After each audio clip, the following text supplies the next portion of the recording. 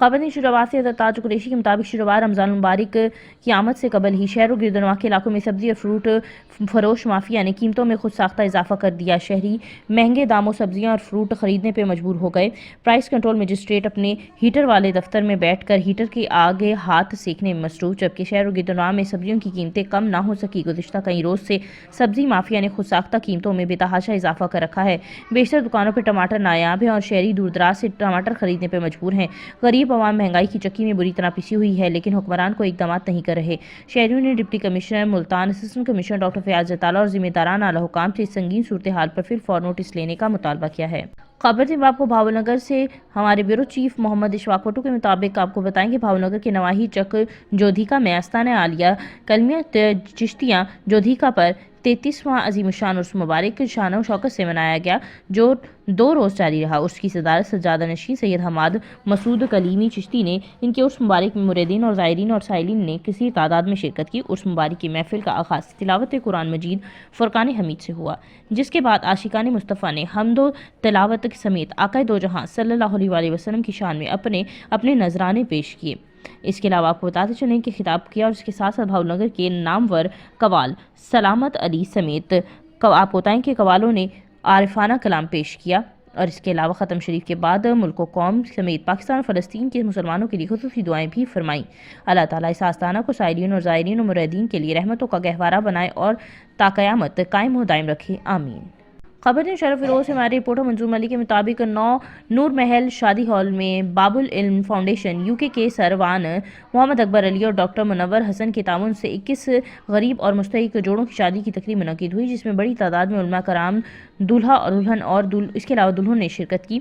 इनके वर्षा ने शिरकत की और तकरीब का आगाज़ तिलावत कलाम पाक से हुआ। उलमा कराम ने ज़िले के मुख्तलिफ देहात से ताल्लुक़ रखने वाले गरीब जोड़ों की शादियाँ पढ़ीं। इस मौके पर रहनुमा पाकिस्तान सैयद समर नकवी, समाजी रहनुमा एजाज ममनाई और दीगर ने कहा कि बाबुल इल्म फाउंडेशन यूके 2022 की शदीद बारिशों के बाद से पाकिस्तान समेत दुनिया भर में काम कर रही है, जबकि मजमूई तौर पर 2500 जायद सिंध की इजला में घरों की तामीर, 700 नलकों की तनसीब, 15 मसाजिद की तामीर, नजफ अशरफ की तालीमी मरकज़ में इनकी बेहतरीन स्कूलों का क़याम और बेहतरीन तालीम का निज़ाम, खैरात और ज़रूरियात का ख्याल रखना।